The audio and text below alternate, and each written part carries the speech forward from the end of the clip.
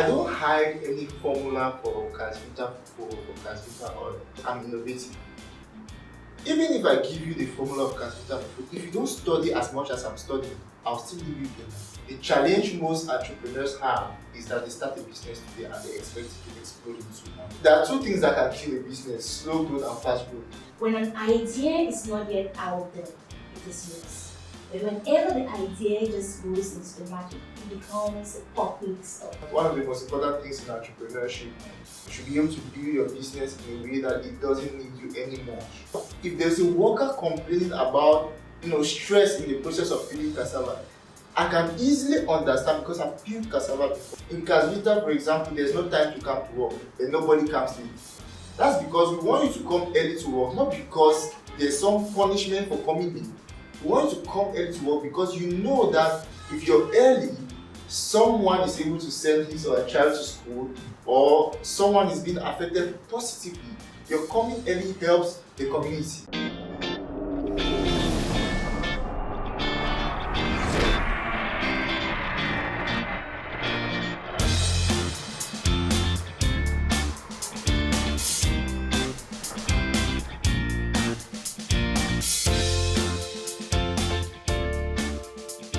So once again, welcome to the Shelma Show. On today's edition of the Shelma Show, we have Milton Nembo. Milton Nembo is the CEO and co-founder of Cassvita.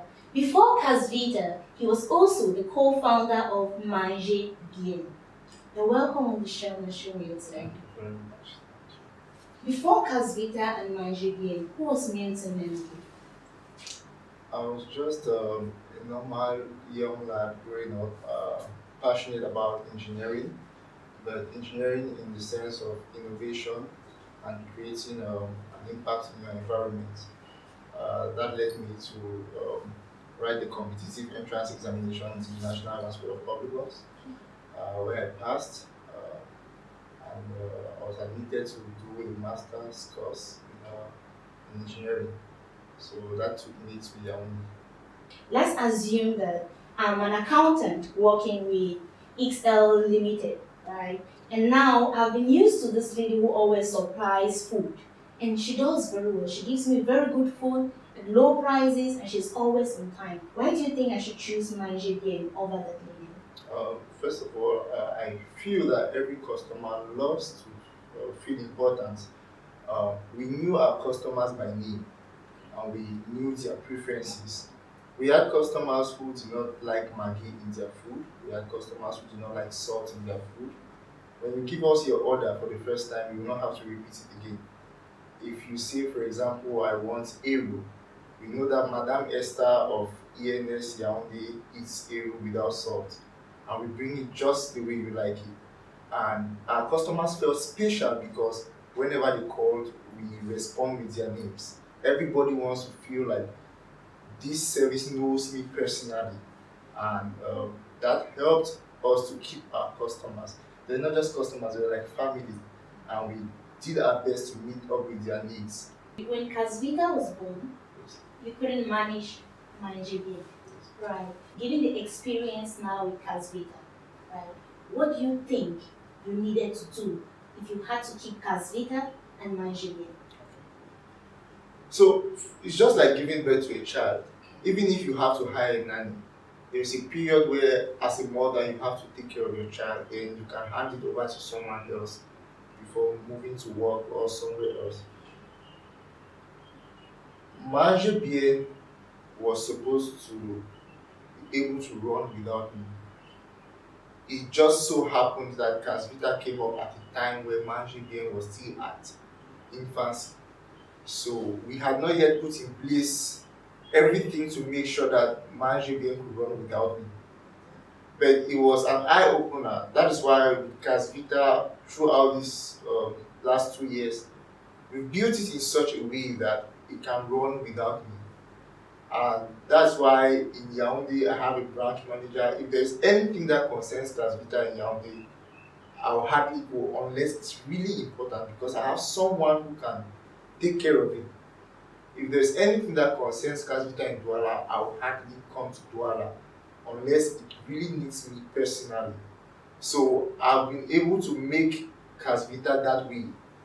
If I'm not feeling well today, I can be at home for 1 month and Cassvita will run smoothly because we've been able to build the vision in each and every one of our workers. So Cassvita doesn't need me anymore. And that's one of the most important things in entrepreneurship. You should be able to build your business in a way that it doesn't need you anymore. If your business always needs you to move on, then you're building a very bad business. We remain an employee then, right? I really like that. So now, at Cassvitas, it's not only about converting cassava to spaghetti, right?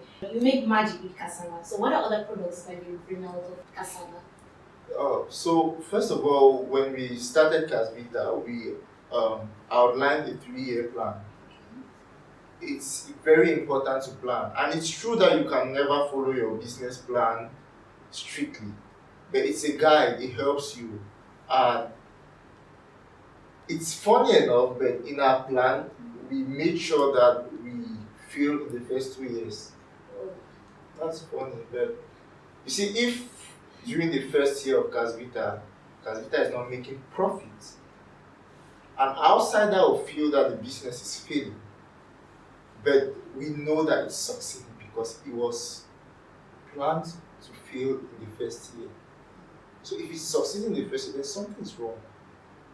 So if we plan to fail the first 2 years and to pick up from the third year. Why? Why would you plan to fail? We're not just building a profit-making venture. We're trying to create impact. And in order to create impact, there is a lot you have to learn. There is a lot you have to put in place, and that takes time. The challenge most entrepreneurs have is that they start a business today and they expect it to explode in 2 months. Cassvita was built to take time to form a good foundation so that even if I'm not there 10 years from now, it's still going to stand strong. And that is because it took 2 to 3 years to build a foundation without necessarily making money. There are 2 things that can kill a business: slow growth and fast growth. Okay. Yes, so there are times that if your business grows very fast, it will die. And if it grows really slow, it's also going to die. So you need to condition its growth. You have to make sure you condition its growth. And we had a very big challenge sometime this year because at some point we were going very fast. We had to sit and evaluate and slow down the growth. If not, we would have crashed. So it's funny, but it's true. So with us, we had a 3-year business plan, and in that plan, we had outlined the products that we want to put into the market. So we had things like spaghetti from cassava, we had flour from cassava, we had rubbing oil from cassava. Yes, we had ethanol from cassava. We even have beer from cassava. And then we have a project for waste management because you always have to think about your waste. So we have 2 ways we are tackling our waste. The first one, we convert it to animal feed. And then the second one, we are using our waste to generate electricity. So right now we've been able to get up to 16 volts from cassava waste. We invited 3 students from MIT during the summer of 2018 to come and join part of the team to work on the research, and it was outstanding. So those are some of the products that we have in our business plan. Oh, we also have biscuits from cassava, but there is a process for them to go into the market. We discovered that within the first year we have only fufu in the market, and a lot of people are like, why are people not selling spaghetti and everything? But we have a plan. Along the line, if we discover that fufu needs to stay in the market for 2 years before the next product will stay in the market for 2 years. We already have the rubbing oil, for example, and that's what I use on my body, but it's not in the market. Not that we cannot sell, not that we don't need money, but there is a plan. So why the location? Why Morioka? Why not Bangen? Why not Douala? Why not Bamenda? Why Morioka? So, running an agricultural business, one of the things you have to think about is nearness to raw material. And growing up in the Southwest, my grandmother lived in America. I always used to go to Moroka for holidays, and I realized that the main activity of the people in Moroka is Gari, transformation of cassava to Gari. So I've always known that in the southwest region where I come from, the Ekona, Muyuka, Bombi, Banga stretch is the cassava hub of the southwest region. And so if we had to start a business whose raw material is cassava, we needed to be closer to the source of raw material to reduce overall production cost. So that is why we went to Muyuka to begin. But we're ending there now. Oh, okay. After the break, we'll still be here with Milton.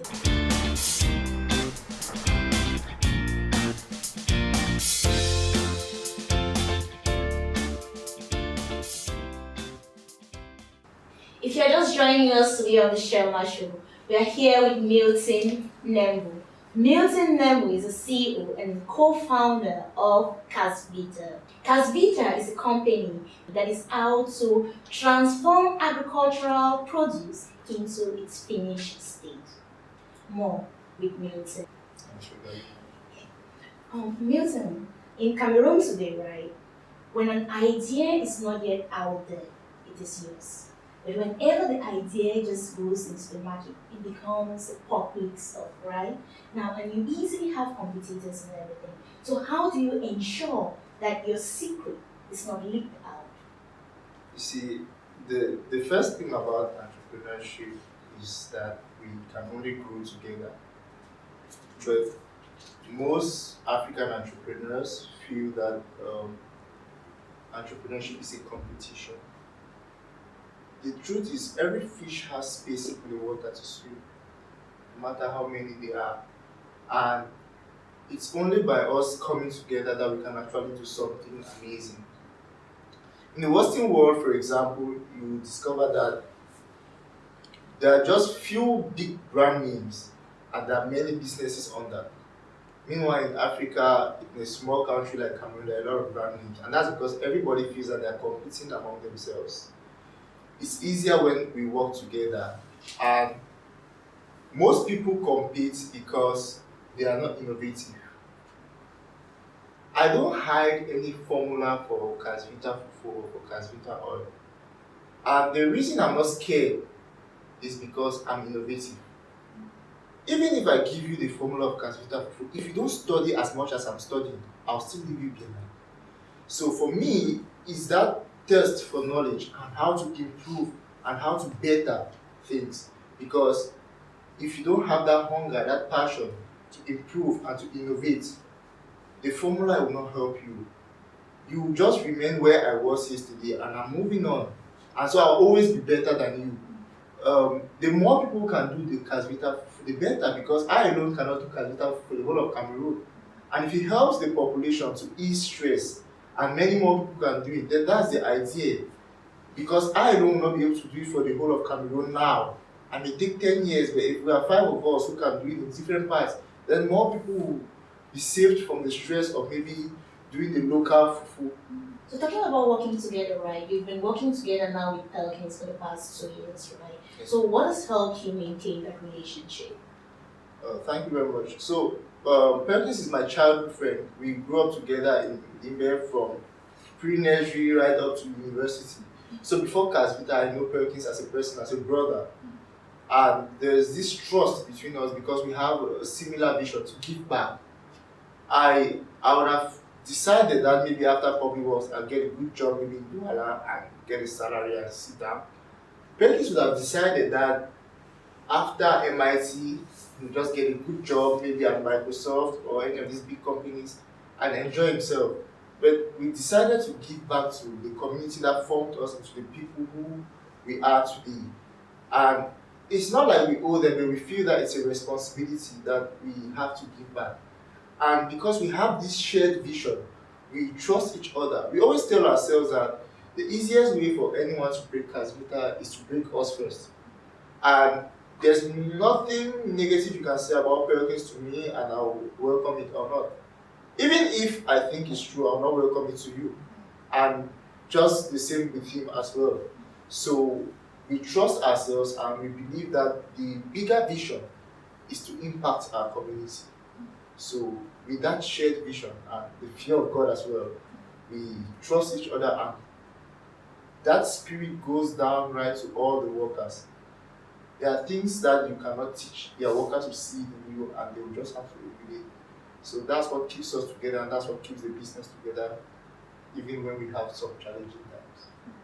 So most of the times, right, when it comes to partnership, it happens that there are some terms that you had agreed maybe when the business was still beginning, and maybe you kind of were naive about, right?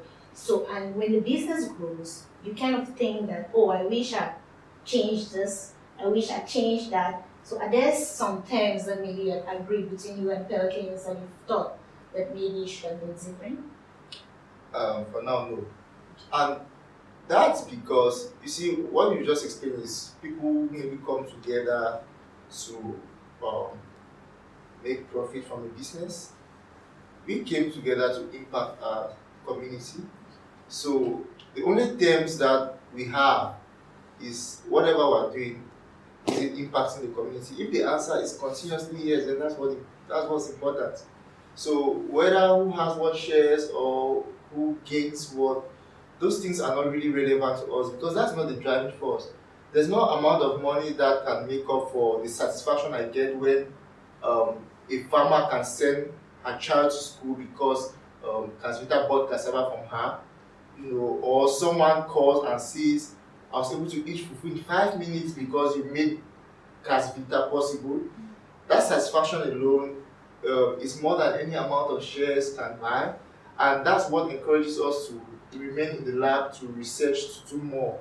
It's the impact that gives us the satisfaction. That is the only contract we have. If we are making impacts, any other thing can really follow after, because shares cannot really buy satisfaction. So in 2011, right, while you were still in secondary school, Yes. I assume, right, while you were still in secondary school, you were given this award as the most honest student, the most honest student of the year, and you also had this award in that same year as a student with the best leadership quality. So how does that transcribe to your leadership style today? Now, this is really a political question, but I'm going to try to answer that. The school gave me that leadership award because back then I was the kind of student who followed the law. I made sure that the law is followed to the book. It doesn't matter who gets hurt in the process. And that is what every administration wants. So if you're late, you're punished. If you're not studying, you're punished. I made sure that the school rules and regulations were upheld. And the administration was very happy, and they gave me that certificate. But today I feel that that was trash. Why? Because my leadership style of now and of Cassvita is about results. You're given a task and a time to give back results. And it doesn't matter where you are, if you're able to give back that result, then the company can move on. We try not to be dogmatic in our systems. It's really free. We want you to be able to do your work because you understand how important your role is to the impact we are giving to the community. In Cassvita, for example, there's no time to come to work and nobody comes late.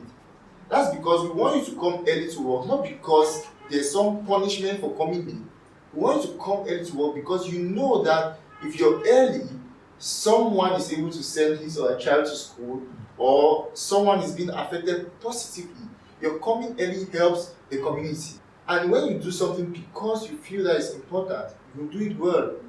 So back then in secondary school, I was given that award because I made sure students follow the book, whether they liked it or not.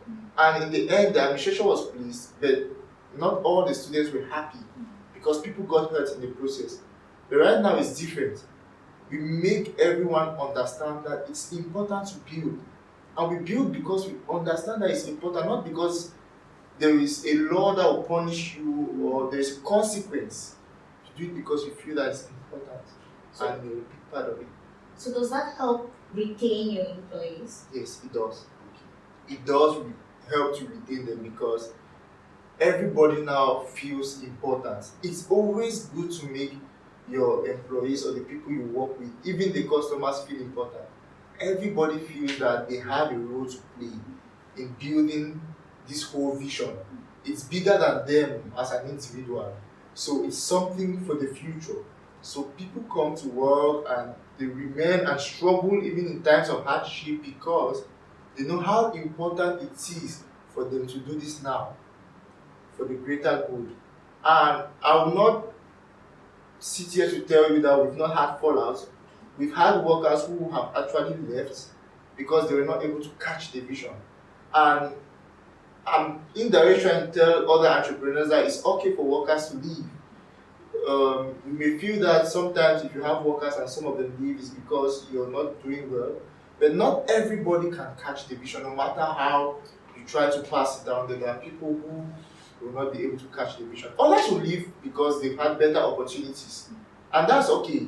So people will leave along the line. But as long as you're in the direction of impacting your community, then it's okay. Those who stay in line, you continue with them. Okay. Before the interview, right, you were telling me about the importance of read. Yes. Right. You said whenever, even if your accountant brings your balance sheet, you try as much as possible to understand something in it. If it's the income statement, you want to have an idea about it. If it concerns marketing, so tell me, why is it that important as a leader? But you're the bearer of the vision. And in as much as you have people carrying the vision with you, they still look up to you. And your level of growth will determine the level of growth of your company or your business because you're the one giving the directions.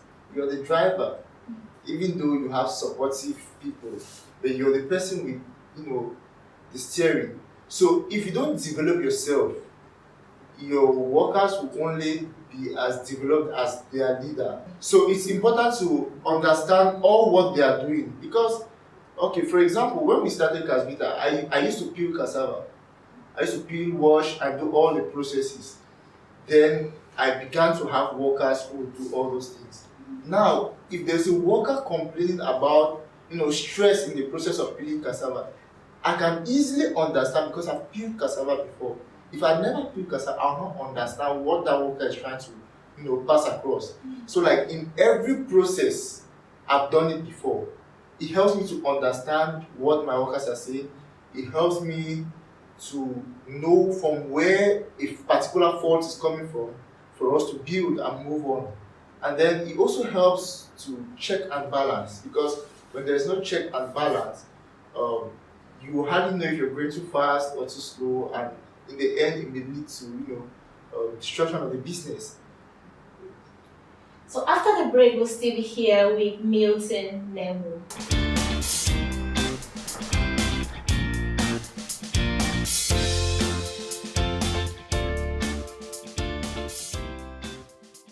If you're just joining us on the Sherma Show, we're here with Milton Nembo. Milton is a co-founder of Cassvita, and before then, he was a co-founder of Manjibien. So Milton, what are some of the challenges you've had to face as a young man managing a company like Cassvita? Thank you very much. First of all, you have the challenge of people not believing in you. Okay. As an African child Yeah. who went to an engineering school, your family expects that when you graduate, you work in a big office, you drive a car, and make money. And here you are, leaving school and saying that you want to start an agricultural venture to help the community. It doesn't make sense to the family.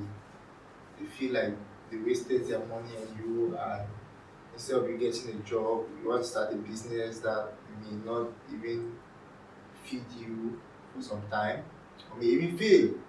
So my first challenge came from family members who called and discouraged that I'm going the wrong direction.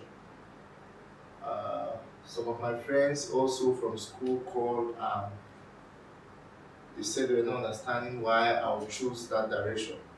There are a lot of companies out there that I could go to, and yeah, I choose that direction. But that's why it's important to do something because you have passion for it. If I was doing Cassvita for someone else, maybe I would have listened to all this pressure from family and friends.